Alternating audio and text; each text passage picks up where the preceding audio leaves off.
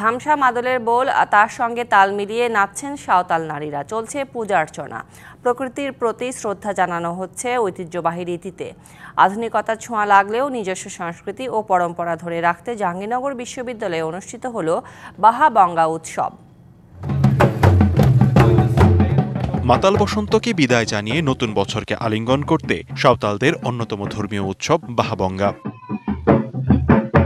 এই উৎসব ঘিরে শুক্রবার সকালে জাহাঙ্গীরনগর বিশ্ববিদ্যালয়ের সপ্তম ছায়ামঞ্চ যেন পরিণত হয় একখণ্ড সাঁওতাল পল্লীতে। ধামসা মাদলের তালে ঐতিহ্যবাহী নাচ ও গানে মেতে ওঠেন সবাই। এখানে পানি খেলা হয়, ফুল পরস্পরকে দেয়া নেওয়া হয়। উৎসবের খুশি হবে নগদে বেশি, কারণ ঘন্টায় ঘন্টায় আছে গিফট জেতার সুযোগ।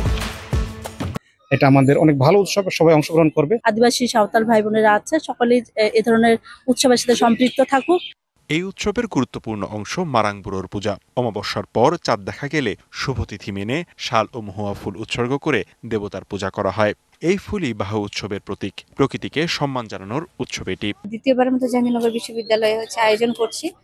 আমরা চাচ্ছি যে আমাদের সাঁওতালের যে উৎসবগুলো রয়েছে সেগুলোকে জাতির মধ্যে তুলে ধরতে।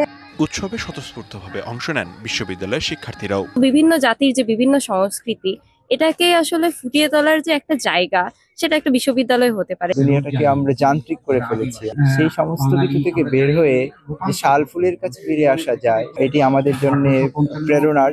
এমন আয়োজন নতুন প্রজন্মের মাঝে ঐতিহ্য ও সংস্কৃতিকে যুগ যুগ টিকিয়ে রাখবে, এমনটাই মনে করেন আয়োজকরা।